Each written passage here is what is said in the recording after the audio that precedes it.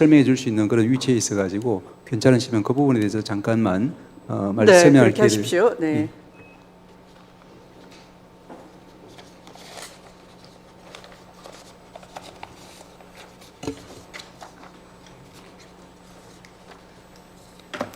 네, 사법지원실장 조병구입니다. 우선 이런 설명할 수 있는 기회를 주신 위원장님께 진심으로 감사를 드립니다.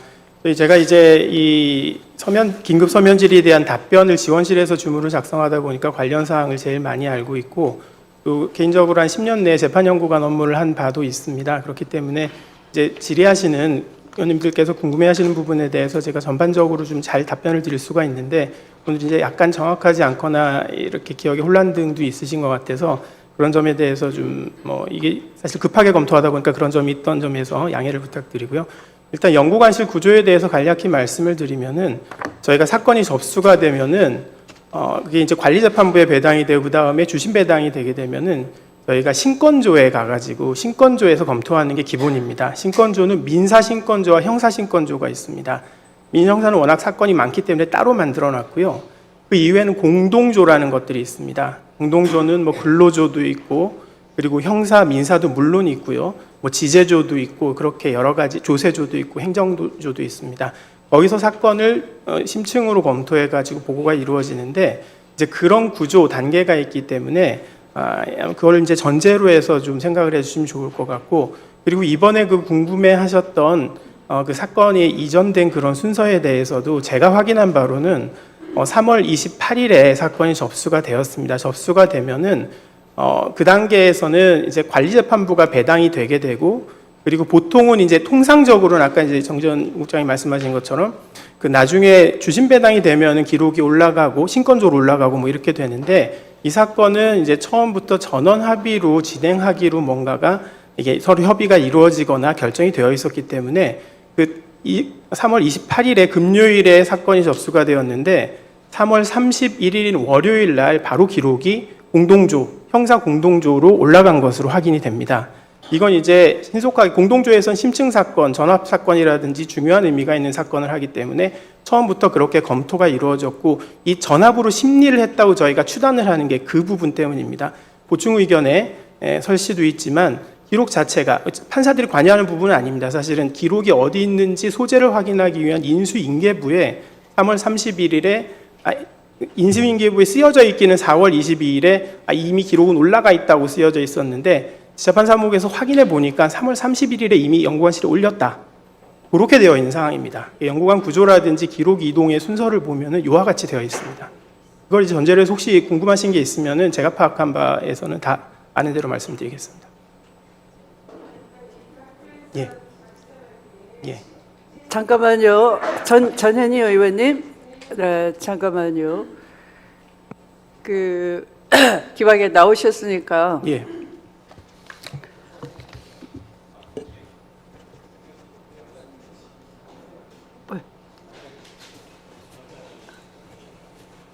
네. 이 사법지원실장에 예. 대해서 우리 위원님들께서 지금 해당 발언에 대해 관련하여 궁금하신 점 있으면 손들고 질의해 주시기 바랍니다. 네, 박은정 위원님. 네, 그러면 3월 28일 접수되고 나서 다른 사건들은 그 주심이 지정이 돼야지 기록이 올라간다는 말씀이세요? 일반적으로는 그렇게 되는 걸로 알고 지금 있습니다. 그러면은 대법원에서 내신 답변하고 완전히 배치되는 말씀을 하셨거든요. 모든 사건은 전합으로 네. 전합으로 처리한다. 예. 그렇게 답변을 하셨어요. 그러니까 근데 지금 말씀은 그 전합으로 하니까 대법관들이 전합이기 때문에 기록을 보기 시작했다는 거예요. 이 사건을. 네. 그렇기 때문에 모든 사건이 전합이면 모든 사건을 대법관들이 기록을 그때부터 봐야 되는 거예요. 근데 지금 말씀하시는 답변은 그게 아니고 이 사건만 그 접수된 날부터 전합을 하기로 했다는 거잖아요. 그러면 누가 그랬습니까? 네, 우선 전합을 누가 하기로 했습니까? 전합을 하는 것은 저기 전합 사건에 관한 내규를 보면은 대법원장님이 직접 지정할 수도 있고 대법관님들과 서로 협의해서 정할 수도 있고요.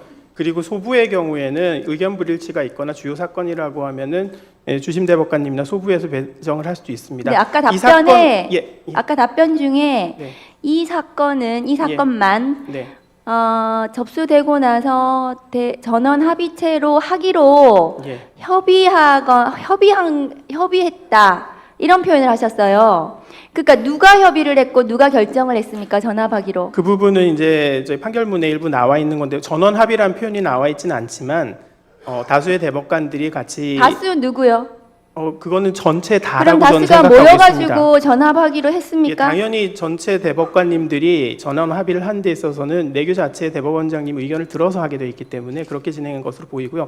대법원장님이 그러면 대법관들 의사를 확인해가지고 전합을 하기로 했다고 당연히 했다고 그랬을 봐야 것으로 됩니까? 추정이 됩니다. 제가 그렇게 말씀드린 이유는 제가 2015년경부터 연구관을 했었고 2017, 18년 정도에 17년 정도까지 공무원을 했었는데 이와 굉장히 유사하게 진행된 사건 중에 원세훈 그 국정원 댓글 사건이 있습니다. 그 사건도 접수되어 들어올 때부터 아예 이 사건은 전합으로 한다라고 대법관님들하고 대법원장님하고 다 협의가 되어 있었기 때문에 들어오자마자부터 전합으로 심리한 걸로 알고 있습니다. 그러니까 그런 지금 예들이 물론 사건이 특이성 때문에 그렇지만 원칙론적인 모습이 이게 항상 있는 일이냐라고 하면 아닙니다.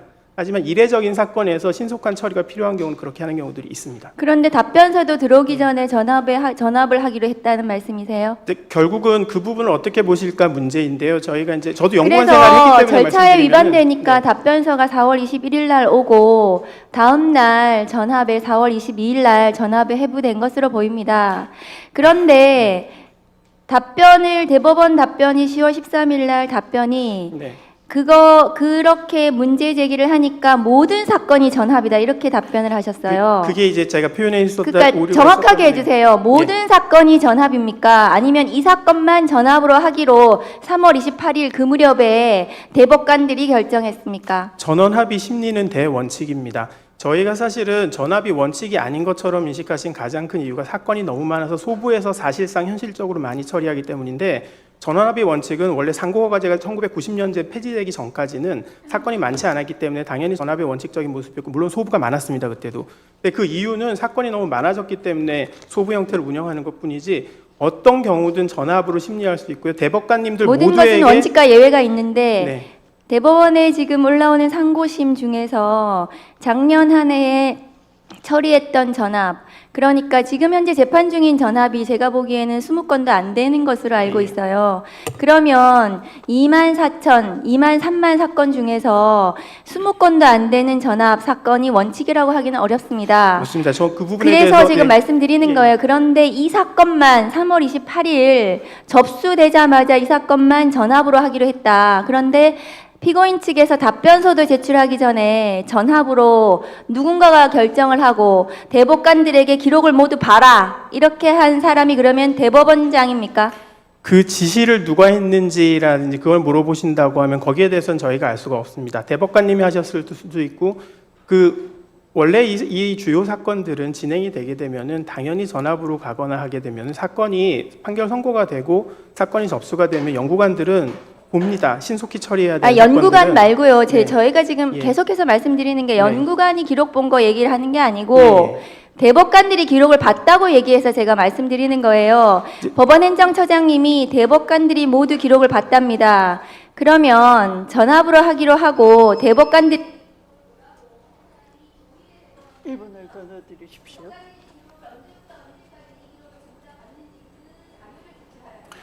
네, 제가 알기로는 전원 합의에 있어서 물론 재판장이 대법원장님이시긴 하지만 대법관에게 기록을 봐라 마라 그런 식으로 지시하는 구조는 아닌 것으로 알고 있습니다. 기본적으로는 연구관실에서 검토를 해서 주요 자료들을 대법관님들에게 올리고 대법원장님께 올리고 그 다음에 이걸 가지고 충분히 숙고를 하신 다음에 전합 심리 기일을 지정을 해서 거기서 합의 기일로 운영을 한 다음에 그 다음에 최대한 빨리 결론을 내리시는 걸로 알고 있습니다. 예. 제가 경험했습니다. 제 연구관을 실제로 2015년에 했기 때문에 이 사건에 대해서는 제가 개별적 사건은 알 수는 없습니다. 그렇지 않습니다. 제가 사실 이 부분에 대해서는 죄송합니다. 이 정도 말씀드리겠습니다. 네, 다음 네, 발언권을 얻어서 발언을 질의를 해주셨으면 좋겠습니다. 다음 질의하실 위원님, 김기표 위원님 질의해 주십시오. 수고 많습니다. 저도 몇 가지만 묻죠. 공동조, 신권조가 있는데 어떤 사건은 공동조라고 하고 신권조 각각 뭐 간단한 사건 신권조라고 이랬습니까? 일반적으로는 사건들이 다 신권조 검토를 다 거칩니다. 가는데, 예. 근데 신권조에서 보고 이거 심층조로 공동조에서 검토해야겠다 그럼 싶으면 공동조로 그렇게 가고. 의견 올리기도 하고 예. 처음부터 주요 사건들은 바로 공동조로 가는 자, 경우도 상당히 있습니다. 알겠습니다. 그 구조는 제가 알겠고요. 원세훈 사건 얘기하시는데 원세훈 사건은 그 접수부터 선고까지 얼마나 걸렸죠? 6개월 남짓 걸린 것으로 알고 있습니다. 7개월 안 넘은 것으로 제 그러면 기억에 알고 있습니다. 예. 원세훈 사건은 일단 소부 배당한 다음에 아닙니다. 주심대법관 지정이 되고, 그죠? 그게 이제 저희가 그러니까- 소부 배당이라는 제도가 사실 아니고 주심대법관이 지정되고 네, 맞습니다. 그게 6개월, 7개월 걸렸다면서요. 제가 확인해봐야겠지만. 예, 그렇게 그러니까 알고 있습니다. 이것과 구조가 다를 것 같아서 물어보는 거예요. 어찌됐든 주심대법관이 지정되는 것 자체가 부가 배당되는 거잖아요. 그렇게 설명하고 있지 않습니까? 예, 잠깐만요. 맞습니다. 네. 잠깐만요. 예. 주심대법관이 지정되고 그럼 당연히 부가 배당이 되는 것이고 예. 그것 후에 이거는 뭐 전압으로 갈 거니까 공동조로 뭐 그 전부터 얘기가 됐든 어쨌든 이건 공동조로 가 그리고 이건 신권조 아니야 공동조에서 검토 이렇게 했다는 거잖아요 지금. 그걸 인정하시는 처음부터 거죠? 전압으로 가기로 하는 걸로 알고 그러면 이 사건은 지금 아직 소부 그러니까 주심대법관이 지정되기 전부터 지금 공동조로 가버렸단 말입니다. 형식적인 지금 절차는 그것과 약간 달라서 묻는 거예요. 그 부분 말씀드린 원세훈 사건도 저희가 답변서 쓰면서 그걸 확인해서 말씀드린 게 예. 처음 그 사건 들어올 때부터 그게 아마 구속 사건이었을 겁니다. 신속히 주요 사건으로 결론을 내려야 되는 것이어서 처음 들어올 때부터 공동조에서 진행한 것으로 알고 있습니다. 그러니까 전원 합의를 하기로 전제로 해서 그렇게 한 것으로 알고 있습니다. 그렇게 확인했기 때문에 거의 그러면 기록이 그러면 주심대법관 지정되기 전부터 공동조로 가 있었다는 얘기예요? 네, 그렇게 원세훈 사건도 그거 한번 확인해 보시죠. 잘못하면 그 기준됩니다. 부분은 저희가 이제 확인해 과거에 연구관 등에게 확인해야 사실은- 됩니다. 그 부분 왜냐하면 확인하겠습니다. 7개월씩 네. 걸렸기 때문에 네네. 주심대법관이 지정되기 전에 바로 공동조로 가기는 어려운 구조라고 저는 보여요. 그러니까 그건 명확히 얘기를 하셔야 돼요. 그런데 알겠습니다. 이거는 그 부분은 정확히 확인해 보겠습니다. 좀 명확히 얘기를 해야죠. 그거는 네. 그렇게 같이 환치해 버리면 안 되는 거, 아니, 같이 해버리면 안 되는 문제예요. 그 다음에 그러면은 지금 이 사건은 현재 주심대법관이 지정되기 전부터 바로 3일 후에 지금 공동조로 갔다는 것 아닙니까? 예. 그러면 그 후에 구조는 어떻게 됩니까? 지금 아무도 주심대법관도 없고 그럼 공동조에서 막 연구해서 지금 뭔가 지금 이렇게 보고서도 쓰고 하겠네요. 기록도 보고 뭐 몇만 페이지 되는 기록 다 보고 지금 했을 거 아니에요, 그죠? 제가 알기로는 제 연구관 경험에 기초해서 말씀드려서 뭐 한계가 있습니다만은 그런 주요 사건이 들어오면 일단은 처음 이 사건을 맡은 담당 연구관이 정해지면 그거에 대해서 기초 보고서라는 걸 씁니다. 작성하고 그걸 한 다음에 이제 결국 대법관님들께 다 회람을 하고요. 그러면 대법관님들이 여기에 대해서 보완하는 거라든지 그런 상당히 많은 지시를 하십니다. 그래서 심층조가 굉장히 뭐 경무에 시달리는 것인데요.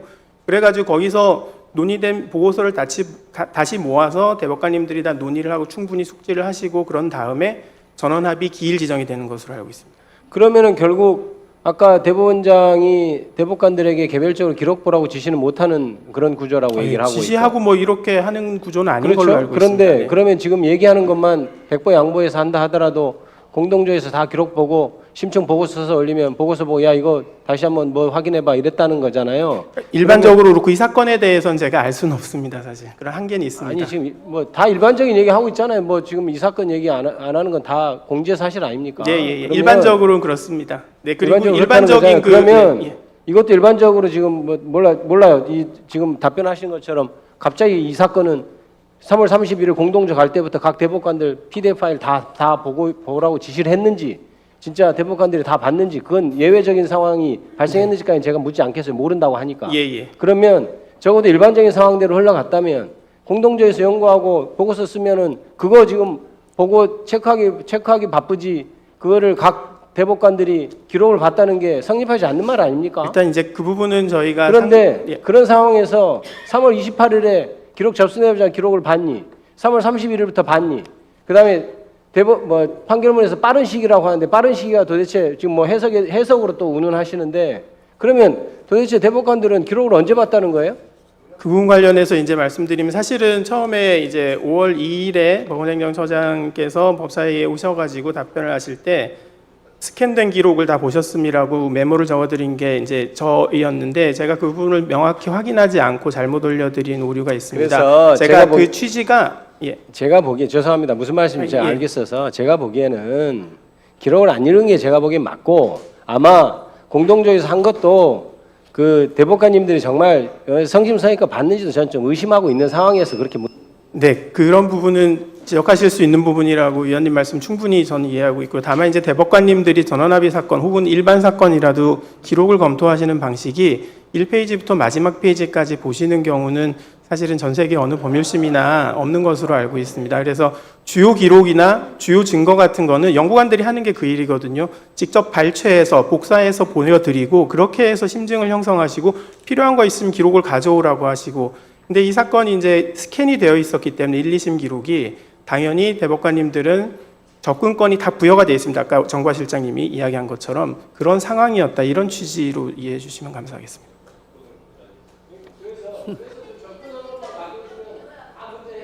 그거는 제가 답변 드릴 수 있는 부분 아닌 것 같습니다. 스캔은 1, 2심 다 돼 있습니다. 확인했습니다. 예.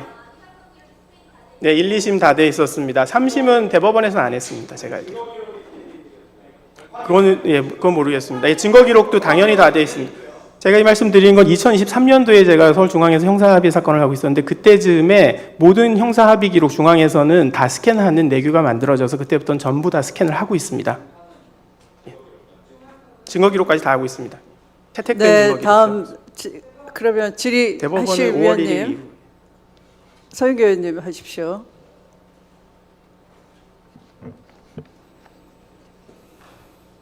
자, 보세요. 대선을 앞두고 있어요. 그렇죠? 네. 6월 3일 날 대선이에요. 근데 이재명은 어디의 대통령 후보예요? 민주당 더불어민주당의 예, 대통령 그렇습니다. 후보예요. 예. 이 사건이 그렇게 빨리 해서 파기환송을 시켜서 유죄를 만들었어요. 이것은 지금 사법실장이 얘기하듯이 실실 웃으면서 할 내용이 아니에요. 네? 네. 더불어민주당의 대통령 후보가 없어지는 일이에요. 이런 일이 전원합의체로 빨리 할 일입니까? 원세훈은 주심이 배당되고 한 달 후에 전원합의체로 갔어요. 아시겠어요? 네, 알고 있습니다. 이 사건은 배당이 4월 22일 날 돼요. 그러면 4월 22일 날 배당하고 그리고 충분히 심의하고 숙고해서 판결을 내려야 돼요. 그러려면 6월 3일 대통령 선거 지나고 난 다음이어야 돼요. 그런데 대법원은 이것을 배당도 되기 전에 지금 전원합의체라고 하는 말로 읽었다며 봤다며 그리고 파기환송시켜서 후보를 없애버리려고 했던 거예요. 무슨 얘기인지 알겠어요? 후보를 없애버리려고 했던 이 대법원의 조희대 대법원장이 이재명 사건은 대법에 올라오면 조희대가 알아서 해결하기로 했기 때문에 이재명은 대선 후보 되는 일이 없어 라고 하는 내용을 나는 제보를 받았고 여러 사람이 들었어요. 그런데 실제로 아주 중요한 시기에 조희대가 이재명을 날려버리는 거예요. 그런 상황 속에서 여러분은 4월 22일 날 배당되었다고 여러분의 기록에 나와 있는데 그 기록을 부정하면서 3월 며칠부터 읽었다는 둥 언제 올라왔다는 둥 이런 얘기를 하고 있는 거예요. 그리고 중요한 건 1심, 2심은 스캔이 되어 있다? 공부 좀 하세요. 공판은 스캔이 되어 있고 수사기록은 스캔이 되어 있어요, 안 되어 있어요? 다 되어 있습니다. 저희가 확인한 바로는 다 되어 있습니다. 공판 기록은 스캔이 되어 있고 수사 기록은 스캔이 되어 있지 않지요. 그것은 종이로 와야 해요. 그리고 중요한 건 이렇게 중요한 사건을 종이로 읽어야 되는 거 아닙니까? 종이로 돼야지 되는 거예요, 아니에요? 그 수사 기록에 전부 다 지문이 찍혀 있는 종이가 와야 돼요. 그런데 아주 예외로 스캔해서 보면 됩니까, 안 됩니까? 예, 사실 여러분은 이 모든 것이 잘못되었는데 지금 기록을 내놓고 있지 않은 거예요. 그런데 지금 나와서 마치 아무도 모르는 척 했다가 지금 아는 것처럼 나왔어요. 원세훈, 자 보세요. 이런 사건을 배당도 되기 전에 끌어다가 판단해서 35일 만에 5월 1일 날 판결이지만 단 이틀 만에 표결한 사례가 여러분의 법원 사례 중에 있어요, 없어요? 사법실장 여러 번 했다 그랬죠. 있어요, 없어요? 이 사건의 진행이 매우 이례적이었다는 점에 이례적이고 대해서는 모두 다 인정을 하고 있습니다. 그러니까 잘못한 거예요, 아니에요? 근데 이제 대선을 앞두고 있었어요, 대선을 안 앞두고 있었어요? 맞습니다, 의원님. 파기환송 되고 나면 빠르게 여러분이 지금처럼 또 똑같이 이례적으로 하고 나면 대법까지 올라가서 후보를 박탈하면 그러면 더불어민주당엔 대선 후보가 있어요, 없어요? 없어지는 거예요. 그래서 여러분은 대선에 개입했다는 거예요. 그런데 지금 로그인 기록조차 내놓지 않고 있으면서 지금 와서는 또 뭐가 있다는 둥 말이 됩니까? 지금 이게 왜 문제인 거예요? 조희대 대법원장 오늘 나오면 답변하세요. 왜 그렇게 빨리 했는지, 왜 그렇게 빨리 파기환송을 했는지, 여지껏 조희대 대법원장은 그런 식의 판결을 내려본 적이 있는지, 천대엽 처장께서도 온갖 사람이 한 번도 그런 판결을 내려본 적이 없다는 겁니다. 그리고 아까 천대엽 처장님 얘기했잖아요. 형사사건 관련해서 전원합의체로 먼저 사건 기록을 본 적이 있습니까? 없다고 했어요. 대선 후보를 앞둔 이 시점에 조희대가 윤석열과 이야기하는 과정 속에서 이재명 사건이 대법에 올라오면 바로 처리하겠다고 해놓고 그것이 진짜 실제로 그렇게 일어났고 더불어민주당에서는 대선 후보가 없어질 뻔했고 그런데 지금 그래서 여러분 대법에서 이야기가 되는 거예요. 그런데 여러분은 어느 누구도 제대로 답변을 못해요. 왜? 이걸 어떻게 답변하냐고요. 이거 잘못됐잖아요. 이거는 조희대 대법원장의 대법관들의 대선 개입이에요. 이재명 대통령 후보 제거 작전이에요. 실패한 사법 쿠데타예요. 그럼 여기에 누군가 책임을 져야 되잖아요. 근데 어떻게 아무도 책임을 안 지죠? 조희대 대법원장이 책임을 지고 대법관들이 책임을 지고 아니면 여러분들이 책임을 져야죠. 아무도 책임을 지지 않잖아요. 이게 이 사건의 실체인 거예요. 네, 위원님 그런 지적하고 국민주권의 측면에서 이 시점이 맞았는지에 대한 여러 가지 이제 비판들이나 그런 것들은 분명히 있는 것으로 알고 있고요. 그 점에 대해서 이런 판단을 해본 적이 없잖아요. 이런 판단 본 적이 있어요? 그러니까 이 점에 대해서 이례적이기 때문에 아마 다수 의견, 소수 의견도 의견이 나눠서 여러분은 직권 남용이고 대선 개입이고 선거 중립 위반이고 실패한 사법 쿠데타고 그럼 여기에 조희대 대법원장이 왜 그랬는지 이런 것들이 나와야 되는 거예요. 왜 그랬는지 조희대 대법원장은 이재명 대통령을 날리려고 한 거예요. 그리고 한덕수를 오분시키려고 한 거예요. 그게 결과적으로 다 나왔잖아요. 그럼 책임을 져야죠. 아무도 책임을 지지 않고 그대로 가려고요. 이상입니다.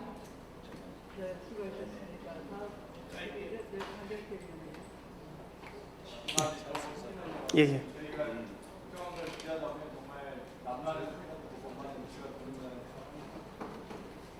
방금 우리 사무국장님이 답변하실 때 이거 혹시나 위증 때문에 다시 네네. 물어보는데요. 그럼 형사과에서 사건 기록이 지금 공동조로 갔다는 말씀이신가요? 네, 그렇게 알고 있습니다. 근데 방금 사무국장님이 신건조로 갔다고 하셨거든요.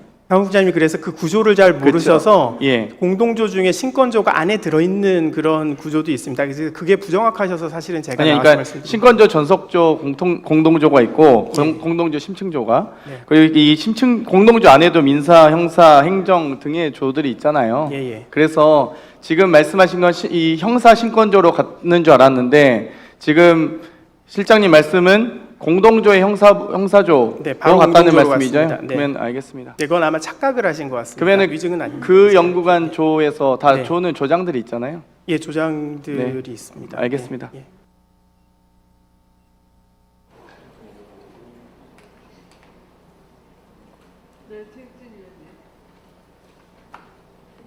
네, 오늘 하루 종일 대법원 국감을 하면서 제가 굉장히 당혹스럽기도 하고 놀랍기도 하고 제가 뭐 대통령실서부터 해서 여러 공공기관에서 일을 해봤는데 우리 대법원처럼 이렇게 허술하게 아까 천대엽 행정처장님께서 이 대법원의 판결이라는 것, 판사의 판결이라고 하는 것은 한 사람의 생명권을 쥐고 흔들 수 있는 중차대한 일이라고 이야기를 하셨는데 어떻게 이렇게 일이 벌어지는지 저로서는 납득이 가지 않습니다. 보통 일반적인 모든 공공기관이 그렇지만 하다못해 인사와 관련된 결정을 하든 아니면 입찰을 하든 만약에 과열돼 있거나 또는 민감할 수 있는 인사들이 입찰에 참여하거나 인사에 올라오게 되면 통상 어떻게 합니까? 2달 이내 공고를 해야 된다 그러면 2달 꽉 채웁니다. 그죠? 2달 꽉 채웁니다. 심사위원들한테 2주 전에 2주 전에 문서를 준다 그러면 동일한 날에 시간까지 체크받으면서 문서를 줍니다. 왜? 특정 위원으로 인해서 결과에 오류가 발생한다라고 하는 시비가 붙을까 봐 굉장히 주의하게 됩니다. 그건 대부분의 공공기관이, 거의 모든 공공기관이 그렇게 하고, 통상 그렇게 하지 않는 경우 예외적으로 나중에 감사에서 문제되는 경우는 동일하게 똑같죠. 기관장이 패스트트랙을 쓰는 경우에 특정인에게 유리한 결정을 하기 위해서 그런 통상적인 절차를 넘어섰다가 나중에 문제가 되는 경우가 있지만, 그렇지 않은 경우에 실무자들은, 이 뒤에 있는 실무자들은 그 원칙을 철저하게 지키려고 합니다. 그건 공직자로서의 기본적인 마인드잖아요. 근데 지금 저는 납득이 안 가는 게, 어떻게 이 중차대한 그 결정에 대해서 수용성의 문제가 굉장히 큰 사건이죠. 저는 지금 오늘 상황들을 보면서 지금 여기 지금 우리 대법원에 있는 대법관분들 중에 혹시 물어보겠습니다. 그렇게 일을 진행하는데 이의 제기한 대법관 한 명도 없었습니까? 그래서 이제 전원합의 판결에 이례적으로 절차 아니, 진행에 지금 대한 물어보고 다수 있잖아요. 소수 이의 제기한 대법관이 한 명도 없었습니까? 소수 의견이 두 분이 그런 취지의 의견, 이 일을 사실은 판결문 통해서 제시하신 것이라고 볼 수 판결문 있겠습니다. 전에 이의 제기한 사람 그 없었습니까? 부분은 심리에 관한 부분이어서 제가 따로 알 수가 없습니다. 그럼 이의 제기가 있었을 가능성이 있는데 뭉개고 갔다는 얘기잖아요. 그러면 대법관 중에 한 사람이든 두 사람이든 이렇게 절차상의 문제가 갈 경우에 나중에 대한 결과에 대한 국민적 수용성의 문제가 있을 수 있고, 정치적 파장도 엄청나게 클 수 있는 사건에 대해서 이렇게 일방적으로 처리해버리는 것에 대해서 누군가 이의 제기했다라면 그걸 찍어 누를 수 있는 사람 단 한 사람이잖아요. 대법원장. 결론적으로 제가 볼 땐 조희대 대법원장이 이걸 이례적인 방식으로 결정하겠다는 의지를 가지고 찍어 눌러서 했다라는 결론밖에 나지 않습니다. 존경하는 위원장님, 저는 국정감사가 이 상태로 끝나서는 안 될 것 같다는 생각이 듭니다. 지금 정확하게 답변을 하지 않고, 제가 아까 말씀드렸지만 일반적인 공기관에서 그런 심사 하나 할 때도 나중에 결정에 대한 수용성을 위해서 심사위원이 받은 날짜, 시간까지 해서 사인을 받는데, 도대체 각각의 대법관에 이 문서가 언제 정확히 전달됐는지, 예를 들면 소수 의견을 낸 의원들한테는, 대법관들한테는 더 늦게 전해졌는지 아무것도 확인 불가능하다라고 하면 도대체 이 대법원이 정상적으로 작동하고 있는가에 대해서 심각한 우려가 들고요. 그리고 거기에 대해서 우리 대법관들에 대해서 서면으로라도 그 절차상의 흠결에 대해서 지적을 한 바가 있는지에 대해서도 물어볼 필요가 있고요. 또 한 가지는 각 여기 실무부서에 있는 모든 실무라인 사람들을 증인으로 불러서 국감에서 개별적으로 다 질의를 해야 된다라고 생각합니다. 이 부분에 대해서 위원장님 각별히 고려해 주실 것을 부탁드립니다. 이상입니다.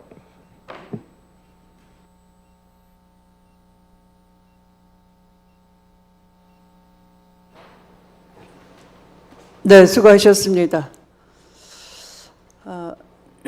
그럼 증인은 자리로 돌아가시기 바랍니다. 네. 보충 질의하실 위원님 계십니까? 네, 전현희 위원님.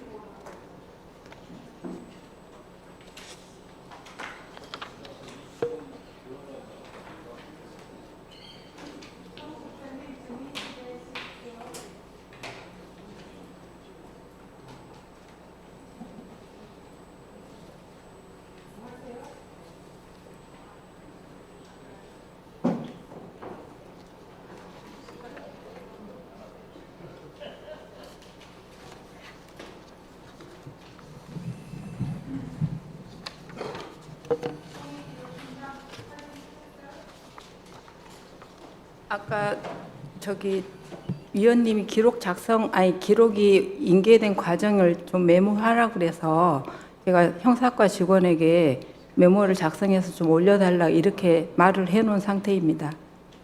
지금 종이 기록의 행방을 확인해 오라고 말씀을 드렸는데 확인하셨어요? 그러니까 아까도 말씀드렸다시피 아니, 질문에만 답하십시오. 그러니까 했습니까? 메모를 작성해 오라고 해서 그렇게 누가 메모로 작성해 오라고 했어요? 아까 우리 서영기 위원님께서 제가 정확하게 파악해서 오라고 말씀드렸잖아요. 그는 서영교 의원님 하신 거 저는 정확하게 파악하고 오고 그리고 잘하는 직원을 본인이 잘 모르시면 잘하는 직원을 대동해서 오시라 그렇게 말씀드렸잖아요. 일단 내용 파악하셨습니까? 파악한 내용은 아까 말씀드린 내용 파악해서 오라고 말씀을 드렸지 않습니까? 지금 그럼 종이 기록 행방 모릅니까? 아까 거기 집안연구관에게 전달한 이후로는 모른다 했잖아요. 그래서 그 이후에 종이 기록이 어떻게 됐는지 확인하라고 했잖아요. 그 이후에 기록은 제가 확인하고 싶어도 확인할 수가 확인할 없습니다. 수 있는 사람을 그러면 모시고 오든지. 누구인지 제가 모릅니다. 여기 법원이 지금 어떻게 됐습니까? 지금 사무를 관리하는 담당 책임자라면서요. 일단 연구관실로 올라가면 선고가 이 사건은 연구관실로 올라간 이후에 들어가십시오. 그리고 판결이 선고된 들어가세요. 이후에 기록이 정의. 내려왔기 때문에 그 과정은 제가 잘 그만하시고. 모르고 직원도 잘 모릅니다. 일단은 들어가시고요. 행정처장님, 예. 법원이 행정이 너무 엉망진창입니다. 지금 당연히 고등법원에서 트럭 한 대 분량의 종이 기록이 올라왔는데 예. 그게 행방을 아무도 모른다 이 자리에 있는 분이 그럼 이거 문제 있는 거 아닙니까? 나중에 저희들이 확인해서 종합국감 때 말씀드리겠습니다. 제가 알기로는 이제 구조가 처음에 정확하게 확인하시고요. 종이 기록이 어디로 갔는지, 지금 최종 어디에 있는지, 그리고 대법관들이 종이 기록을 다 읽었는지, 몇 부를 복사했는지, 그 부분 정확하게 파악해서 나중에 질의할 때 그때는 꼭 답을 해주시기 바랍니다. 뒤에 부분은 답변 드릴 수 없는 사항이라고 아까 말씀을 드렸고요. 지금 종이 기록을 읽은 것은 그거는 이 대법원 판결이 절차대로 정확하게 이루어지는지를 확인하기 위해서는 매우 필수적으로 중요한 사안이다 이렇게 봅니다. 그래서 반드시 거기에 대해서는 답을 해주셔야 됩니다. 우리 정보화 실장님 정인석으로 오십시오.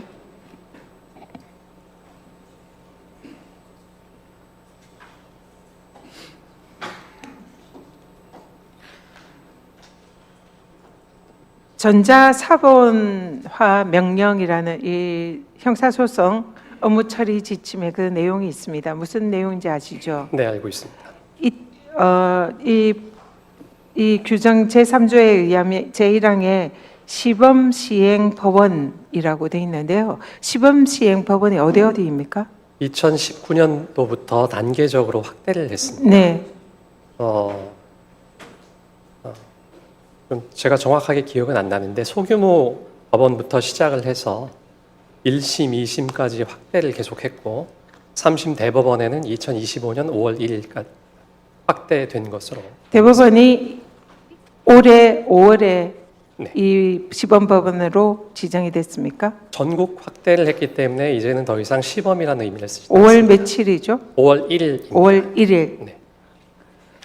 자, 이 규정에 보면 시범시행 법원이 아닌 법원으로 이송된 경우에는 전자사본화 명령은 취소된 것으로 본다.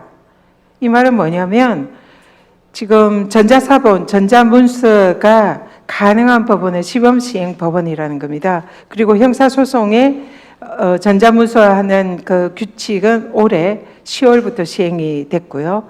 그러니까 지금 이 말은 대법원은 방금 말한 대로 올해 5월 1일 전자시범 시행법원으로 지정이 됐다고 했잖아요. 그러면 그 이전에는 전자시범 법원이 아닌 겁니다.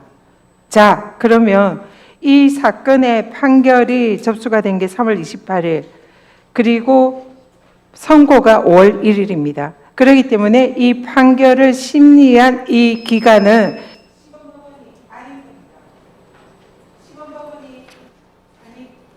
네, 1분 더 넣어드리십시오.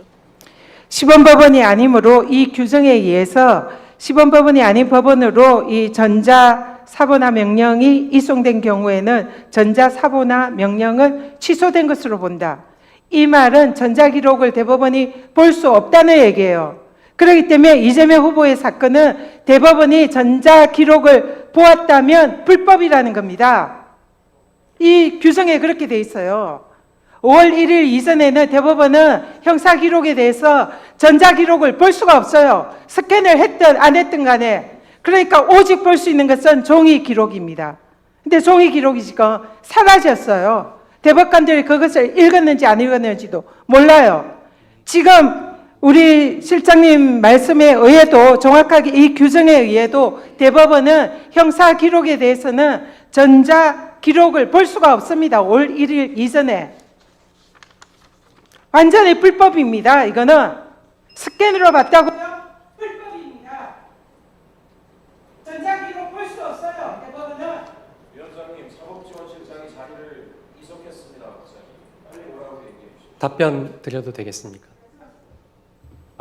전자화 명령이 효력을 상실하는 이유는 재판장이 명령을 했는데 그러면 그 법원에서는 스캔을 하지만 그 아닌 법원에 가게 되는 경우에 그러면 거기는 스캔을 해야 되냐 말아야 되냐 이런 문제가 생깁니다.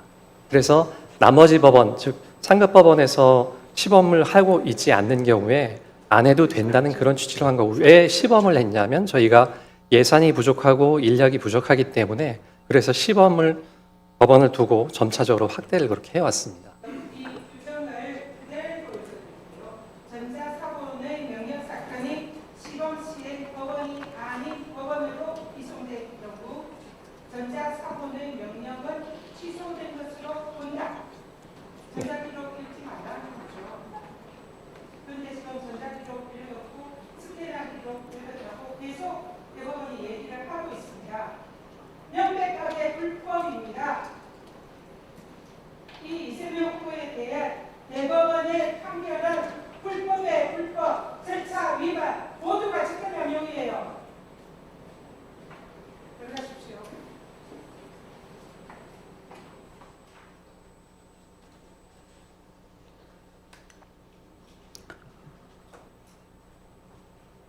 행정처장님, 예. 아마 이 광경을 지켜보고 계시는 국민들께서는 책임 회피로 일관하는 우리 사법부의 모습을 보고 실망을 금치 않을 수가 없을 것 같습니다. 이제 그 전현희 위원께서 지적하신 것처럼 종이 기록이 아닌 이 스캔이 된 임의성 있는 문건이라면 또 임의성이 있기 때문에 임의로 볼 수 있다라고 한다면 그것은 굳이 그 로그 기록을 감출 이유도 이유도 성립이 되지 않는 것입니다. 그래서 그 임의적인 이 스캔이 된 전자 기록에 대해서 그 기록 데이터, 그러니까 문서의 내용을 보려고 하는 게 아니죠. 수사 기록 내용을 들여다 보려고 하는 것도 아니고 공판조사 내용을 보려고 하는 것도 아니죠. 단순히 그 로그 기록을 통해서 데이터만 열람할 수 있도록 해달라.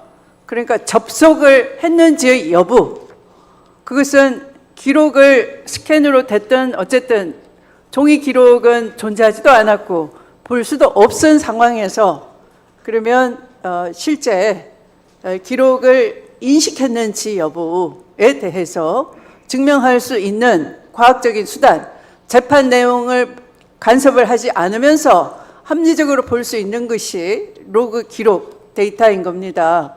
그것을 제출 안 할 이유가 없어지는 거죠.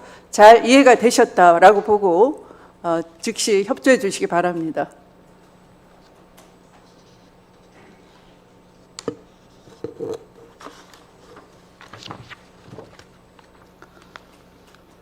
그러면 장내 정리를 위해서 잠시 정해하도록 하겠습니다. 아니, 좀 정해했다가 다시 우리끼리 좀 상의도 하고, 네, 한 10분간 정해.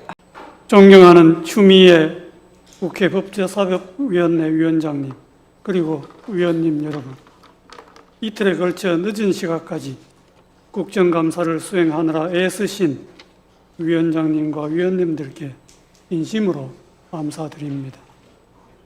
오늘도 위원님들의 말씀을 진지하고 무겁게 경청하였습니다. 오늘 국정감사 과정에서 해소되지 않은 부분 중 답변이 가능한 부분들은 추후 파악하여 법원 행정처장을 통해 답변 드리도록 하겠습니다. 우리 사법부 구성원들은 위원님들께서 해주신 귀한 말씀을 토대로 국민의 기대와 요구가 무엇인지 세심하게 살펴서 미흡한 부분을 개선하고 겸허한 마음과 굳건한 소명의식으로 그 본연의 사명을 다하기 위해 최선을 다하겠습니다. 앞으로 남은 각급 법원에 대한 국정감사와 종합감사가 내실 있게 진행될 수 있도록 저와 법원 구성원 모두 성실하고 진지한 자세로 임하겠습니다. 다시 한번 이번 국정감사에서 보여주신 위원님들의 열정과 노고의 경의를 표하며 위원장님과 위원님들의 앞날에 평안이 항상 가득하기를 기원합니다. 대단히 감사합니다. 네, 김기표 의원님. 전시열 김기표입니다. 예, 대법원장님 말씀 잘 들었고요. 근데 이게 대법원이 조금 문제가 있는 것 같아요. 뭐가 문제가 있냐면 대법원장님 제가 좀 드리고 싶은 말씀이 있습니다. 국회가 국정감사를 하는데 준비가 너무 안 돼 있습니다. 대표적으로 답변하는 행정처장님은 일반적인 얘기 뭐 이런 말씀을 하시고 저희가 일반적인 얘기를 듣고 싶어서 이 자리에 온 게 아니고 당시 우리가 궁금해하는 것에 대해서 좀 자세히 그걸 알고 과연 그것이 국민의 눈높이에서 맞는지 이런 거를 지금 하기 위해서 왔는데 저희가 지금까지 이틀에 걸쳐서 국정감사를 했는데도 불구하고 돌아온 대답은 일반론적으로 그렇다. 판결문의 내용을 보니 그렇다. 이 정도의 내용입니다. 그렇다면 이 대법원의 수장으로서 국정감사 준비에 대해서 전혀 신경을 안 쓰신 겁니까? 그 부분에 대해서 그래서 저희가 대법원장님께도 그 말씀을 좀 간곡히 드리는 것은 저희가 한 번 더 국정감사 일정을 잡아서 좀 준비를 좀 정확히 하시고 종합국감 전에 준비를 좀 철저히 하셔가지고 구체적인 사실관계도 좀 알아보고 그렇게 해서 국감을 대법원에서 한 번 더 하기를 제가 의사진행 발언으로 부탁 말씀드립니다. 위원장님 깊이 통촉해 주십시오. 네. 네, 위원님의 말씀을 심사숙고 중입니다. 네, 또 다른 위원님. 네, 박지원 위원님. 대법원장님께서 지금 하신 말씀이 오늘 우리 의원들의 질의와 지난 월요일 7 의원들이 질의한 것을 종합적으로 답변하신 겁니까? 구체적으로? 오늘 미진한 부분들을 저희가 다시 살펴서 행정처장을 통해서 답변 드리도록 하겠습니다. 지금 한번 해보세요. 누누이 말씀드리다시피 재판상에 관한 거라서 제가 그걸 말씀드리기 어렵다는 점을 양해해 주시기 바랍니다. 왜 대법원장은 그렇게 신속하게 재판해서 우사인 볼트보다 이재명 재판은 빨리 하고 소부에 회부하기도 전에 전원 합의부 간다 하고 기록을 보게 허락하셨어요?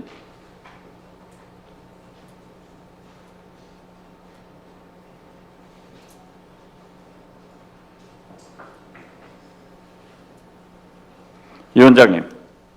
네. 저를 피를 토하는 심정으로 아까 얘기를 했습니다마는 우리가 사법권 독립을 위해서 이 나라 민주주의를 위해서 우리는 이승만 독재와 박정희, 전두환 독재와 싸웠습니다. 그리고 윤석열 내란 세력을 척결하는 것이 이 시대의 정신이고 국민적 요구입니다.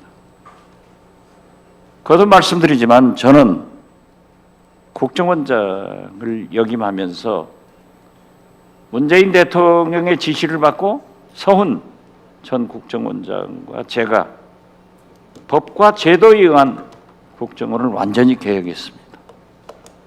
사법권 독립은 조희대 대법원장이 가져온 게 아닙니다. 우리가 가져왔습니다. 우리 국민이 가져왔습니다. 과거 국정원 직원들이 사법부에 나와서 얼마나 많은 재판에 간섭을 했고 괴로움을 당했습니까? 지금 그런 게 있습니까? 이러한 것은 우리가 가져온 거예요.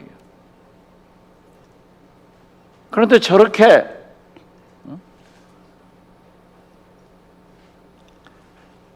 어제 그제 윤리감사관이 답변한 거나 오늘 사법지원실장, 재판관리 사무국장, 저는 천대엽 사무처장은 내용을 잘 모르시는 것 같아요. 그래서 저는 지금 대법원장께서 말씀하셨지만은 종합감사도 있지만은 종합감사 전에 하루 일정을 잡아서 더 대법원 현장 감사를 해달라 하는 것을 이 원장에게 요구합니다. 이상입니다. 네, 김영민 위원님. 위원님들께서 대법원 국감이 더 필요하다라는 말씀들을 지금 많이 해주고 계시고 대부분 공감대가 있으신 것 같습니다.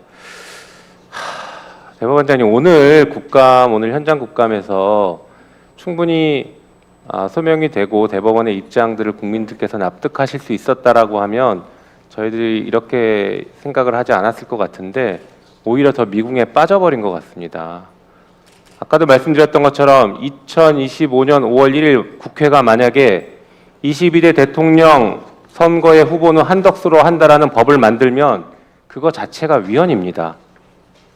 대통령 선거권, 국민의 국민주권을 침해했기 때문에 위헌이고 그 입법 하나로 국회는 문을 닫아야 될 수 있을 정도로 큰 국민적 저항을 받았을 겁니다.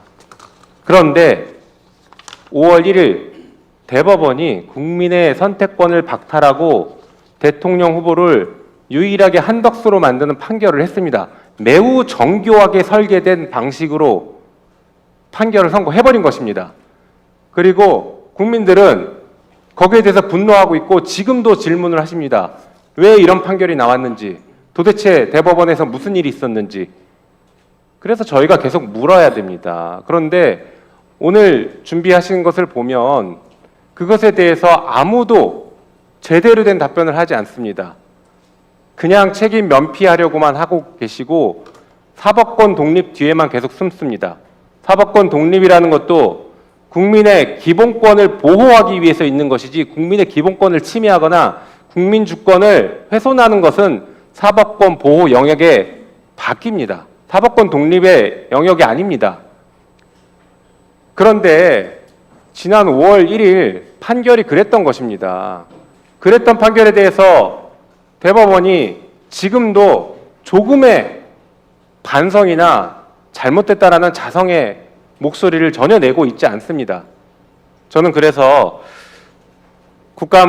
대법원 국감을 추가로 해야 될 필요성이 저도 분명히 있다라고 말씀드리면서 오늘 얘기를 들어보니 기록과 관련해서 실무자들이 여러 가지 조치들을 취하신 것 같은데 그 실무자들을 정확하게 저희가 특정해서 증인으로 불러야 제대로 된 국감이 될 것 같습니다. 그리고 대법원장님, 저희가 국감을 계속 진행할 수 있도록, 제대로 진행할 수 있도록 지금 소속 공무원들에게 분명한 입장을 좀 보여주시기 바랍니다. 국감에 적극 협조해라 라고도 말씀하시고 국감에 나가서 관련 법령에 따라서 증언도 제대로 해라 라고 지휘를 좀 해주십시오. 그렇지 않으시니까 지금 이 사단이 난 것 같습니다. 그렇게 좀 해주시겠습니까? 국정감사에 협조하는 것은 당연한 일입니다.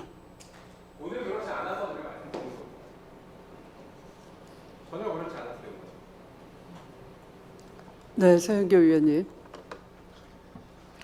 대법원장님, 더불어민주당은 법원을 최후의 보루라고 생각합니다. 가장 소중합니다. 검사들이 칼을 휘두를 때 법원이 그래도 지켜주었습니다. 그런데 저희들이 왜 법원에 와서 이렇게 국정감사를 하면서 요구하는 것들이 있을까요? 5월 1일 사건이 일어났기 때문입니다. 5월 1일, 4월 22일 날 소부에 배당된 사건을 이틀 만에 표결했기 때문입니다. 대법원장에게 묻겠습니다. 그런 식의 판결을 내린 적이 있습니까? 소부에 4월 22일 배당된 것을 4월 24일 날 표결해 보신 적이 있습니까? 배당되기 전에 사건 기록을 살핀 적이 있습니까? 여지껏 그런 적이 있습니까? 비상계엄이 있었고 윤석열은 감옥으로 갔습니다. 그리고 아주 급하게 치러지는 대선이었습니다. 거기에 대법원장 주도로 한 그 판결은 더불어민주당의 대선 후보를 날릴 상황이었습니다. 5월 1일 파기환송을 시킨 그 전날 4월 30일 한덕수가 출마하겠다고, 대선에 출마하겠다고 엠바고를 겁니다. 5월 1일 3시에 파기환송시키고 4시에 한덕수가 권한대행직을 사직합니다. 이 과정은 누가 만들었습니까? 5월 15일에 이재명 사건 공판기일이 잡힙니다. 이재명은 대선 후보가 되지 못할 뻔했습니다. 더불어민주당은 대통령 후보를 못 낼 뻔했습니다. 한덕수 옹립 작전 공작이었습니다. 거기에 우리가 어떻게 조희대 대법원장을 의심하지 않을 수가 있죠. 저는 조희대 대법원장이 해놓은 이 일로 대한민국의 대법원이 흔들리고 있다고 생각합니다. 이에 대해서 책임지는 모습이 있어야 합니다. 지기현 재판부가 윤석열 내란 수개를 구속 취소로 내보냈습니다. 이에 대해서 왜 법원은 책임을 지지 않죠? 지기현 재판부가 룸사롱에서 여성 적개건이 있는 곳에서 변호사로부터 접대를 받았습니다. 왜 이와 관련해서 두루뭉술하게 끝내시죠? 그리고 박성재, 한덕수, 저희는 몰랐지만 이번에 나오지 않았습니까? CCTV에 내란 그날 낄낄 웃으면서 그 문서를 받아들고 수천 명을 잡아넣을 준비를 했던 그 모습. 그런데 이들은 구속영장이 기각됩니다. 내란이 있던 그날 조희대 대법원장은 이 비상계엄이 합법이라면 그 다음 해야 될 조치가 필요하다며 법원 소집을 했습니다. 이와 관련해서 답변하셔야 합니다. 저는 이와 관련해서 책임도 지셔야 된다. 그런데 이와 관련한 답변이 없으세요. 그리고 조희대 대법원장께서 일정 정도 책임지는 모습을 보여야 대한민국 사법부가, 대한민국 국민이 우리의 사법부를 믿고 신뢰한다. 이렇게 말씀드리면서 조희대 대법원장이 얘기했던 단 한 건의 사건이 대법원의 신뢰를 만들어낼 수 있다. 취임식 날 이야기했었죠. 이 사건이 대법원의 신뢰를 떨어뜨리고 있는 상황, 이에 대해서 돌아보시고 책임지셔야 합니다. 답변해 주십시오. 자, 위원님들께 좀 말씀드리겠습니다. 지금 두 분의 위원님께서 전혀 그 국정감사에 대한 그 자료 제출에 협조하지도 않고 전혀 협조가 없었던 거죠. 또 현장까지 왔으나 아무런 심지어 아주 간단한 데이터까지도 우리가 확인할 기회조차 갖지 못했습니다. 그래서 한 번 더 이 대법원을 상대로 국정감사를 실시를 할 필요가 있다는 위원님들의 제안이 있었기 때문에 그 부분을 저도 상당히 공감을 하면서 추후 논의를 해보기로 하고요. 오늘은 이 정도에서 그 질의를 마치도록 하고 제가 끝내기 전에 한 말씀을 드리고 싶습니다. 국정감사는 단순히 의전의 자리만은 아닙니다.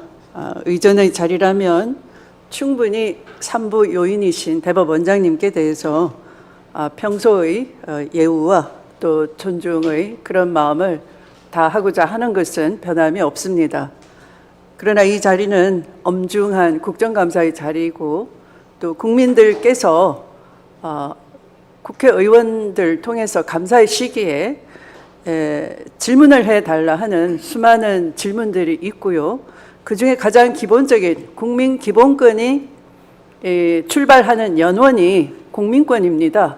중요한 시기에 내란을 극복했던 국민들에게 국민권을 뺏으려고 했던 대법원 판결에 대해서 이것이 정치 판결이다라는 의심을 가지고 있고 거기에 대한 합리적 의심을 배제할 수 없는 많은 질문들을 쏟아내고 있었습니다.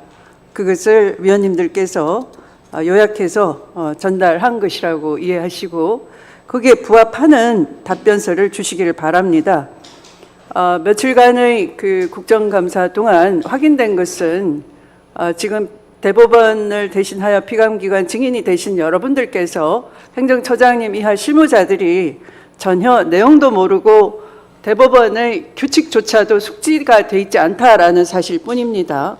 예를 들자면 이 대법원 전원 합의체 심리 절차에 관한 내규, 대법원 사건 배당에 관한 내규에 전원 합의체 심리를 위한 사건에 대해서는 이것이 공정성과 투명성을 보장함을 목적으로 해서 특별한 내규를 이렇게 두었음에도 불구하고 이 내규의 목적에 부합하지 않은 일이 발생했는데 이런 내규에 어긋났다라는 사실과 내규에 대한 숙지가 전혀 돼 있지 않는 것을 확인을 했습니다.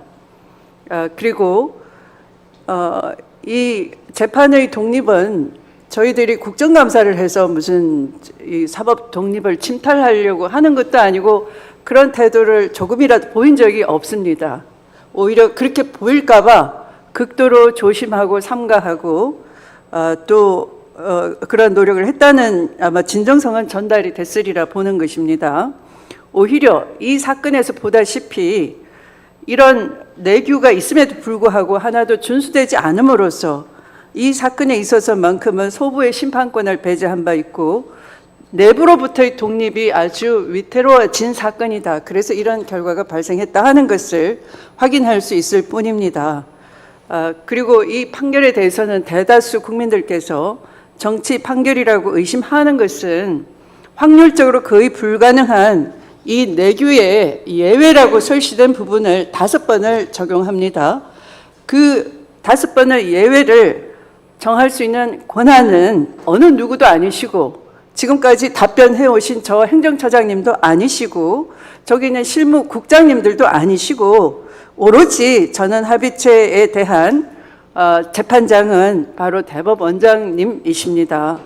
그러므로 이 자리에서 지금 방금 대법원장님께서 경청을 하셨다는 말씀과 또 추후 부족한 답변을 하시겠다는 말씀은 저희들에게 전혀 신뢰를 주지 못하고 있습니다. 만약 꾸준히 저희들의 궁금증, 국민들이 제기하는 의문을 언론 보도를 통해서 아니면 국감에 임하는 기관 증인들을 통해서 직접 보고를 받으셨거나 확인을 하셨더라면 잘 경청했다라고 하시던가 또 부족한 답변을 추후에 또 기회 닿는 대로 하시겠다는 말씀만으로 이 자리가 끝날 수는 없다는 그런 깊은 유감을 말씀드리지가 않을 수 없습니다.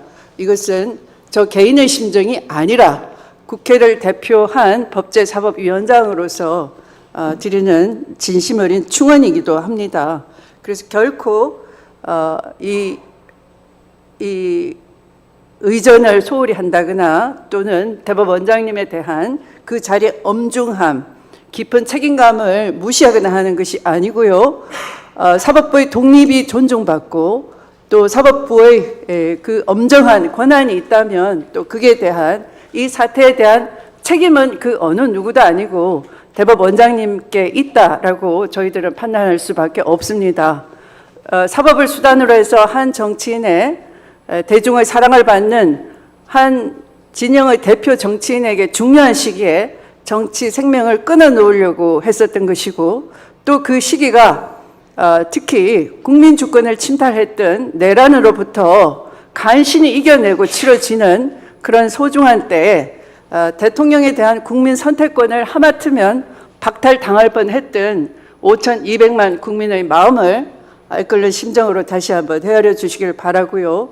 이 다음 국감 기회에서는 오늘 자료 요구한 부분에 대해서 성심성의껏 자료 제출을 해 주시기 바랍니다.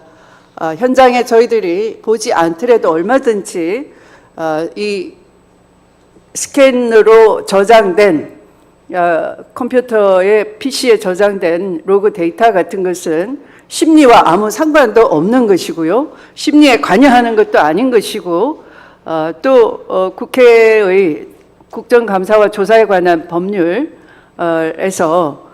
제8조의 감사 또는 조사의 한계에서 수사 공소 업무와의 관계에서도 재판권을 또는 수사권을 침해하는 목적으로 하는 것은 허용되지 않지만, 국회가 독자적으로 진실을 규명하기 위해서 또는 정치적 책임을 추궁하기 위해서 또는 의정 자료를 수집하는 목적으로는 얼마든지 적법한 절차에 따라서 국정감사 조사를 진행할 수 있다라고 하면서, 일반적인 수사 공소 업무 역시 국정감사 및 조사의 대상이 될 수 있음을 국회법 해설서는 명기를 분명히 하고 있습니다.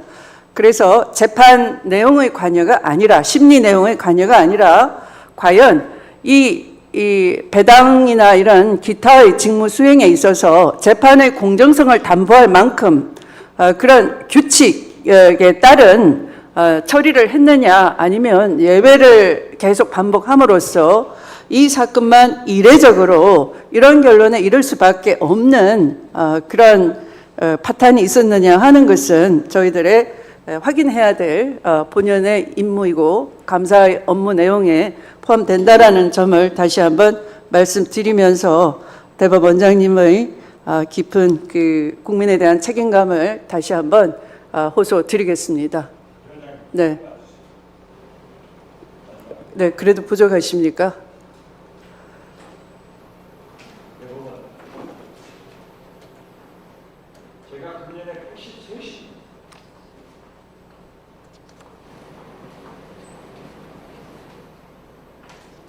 저희 아버님이 독립지사로 대구에서 옥고를 치렀습니다. 그러나 악독한 독재 정권들은 빨갱이다. 우리 조부님도 빨갱이다. 아버님도 빨갱이다. 저도 빨갱이다. 심지어 예비군 교육장에서 국방부에서 체계적으로 국민들에게 교육을 시켰습니다. 그렇지만 저는 아랑곳 하지 않고 진짜 민주주의를 위해서, 사법권의 독립을 위해서 제가 50년 동안 지금까지 법사위에서 사법국회 만들었습니다. 그런데 어떻게 그렇게 대법원장님은 우리의 절규를 한마디로 잡아보시, 단 10분도 설명해 주지 않고 다시 국감장에서 뵐 때는 진솔하게 말씀드립니다. 감사합니다. 네, 그 행정처장님 답변은 계속해서 대법원은 법률 시민 관계로 수만 페이지 기록을 다 보지 않는다, 또는 안 와도 된다, 또 통상적으로 그러지 않는다라는 말씀을 반복하셨습니다. 만약에 법률 시민 관계로 수사 기록이나 또 수사 기록 이외에 피고인 측이 낸 각종 증거 자료, 또 변론서 등을 보지 않아도 된다면 굳이 수만 페이지 기록을 상고심에 보낼 이유도 없는 것이고, 또 상고심이 아까 저희가 확인한 것처럼 75평의 대법관 방을 그 대부분을 접견실을 창고 기록 보관 창고로 사용할 이유도 없을 것입니다. 그냥 법률적 쟁점과 견해만 물어보라. 우리 대법원에서 곧바로 전원 합의체를 소집해서 법률적 쟁점과 견해를 답변해 주겠다라고만 하면 되겠죠. 그런데 왜 수만 페이지를 굳이 보내라고 하는 겁니까? 그리고 왜 수만 페이지 기록을 봤다는 자료조차, 근거조차 제시하지 못하고 있는 겁니까? 그래서 이런 것들은 거의 상식 수준인 것이죠. 이 질문 자체가. 그런데 상식적으로 맞지 않은 답변을 반복하시는 겁니다. 우리는 법률심이니까. 법률심이니까 골라서 보기만 하면 되고 충분히 보고 빠짐없이 보고 열심히 봤다. 35일 충분했다 하십니다. 그런데 1심과 2심이 180도 다릅니다. 한 대법관은 거의 고백록 같은 판결문을 썼습니다. 대법원 판결의 결론은 보석과도 같아야 되는데 그 보석은 가공의 과정에 있는 것이다. 원석을 다듬고 하는 것처럼 숙고에 숙고를 거듭하고 숙려하는 기간을 가져야 되는데 그것이 태부족해서 아쉽다, 통탄한다 라는 기조의 판결문을 읽으면서 저는 눈물이 다 났습니다.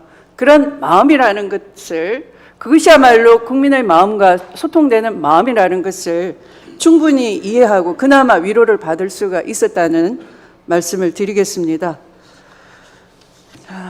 그러면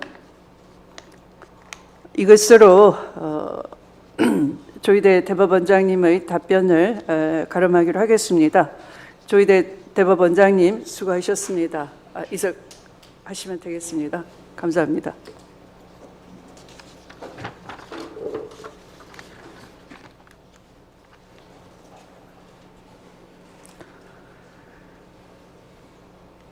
네, 잠시 서면 질의 안내를 하겠습니다. 오늘 국정감사와 관련해 여러 위원님들께서 서면 질의를 하셨습니다. 서면 질의에 대한 답변서는 일주일 이내에 우리 위원회와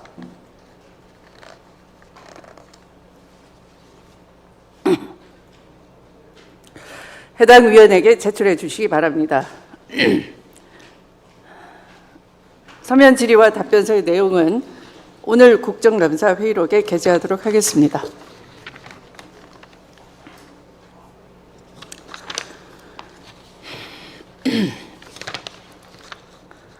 오늘 대법원에 대한 국정감사에서 위원님들께서 주로 다음과 같은 사안에 대해 질의와 지적을 해 주셨습니다.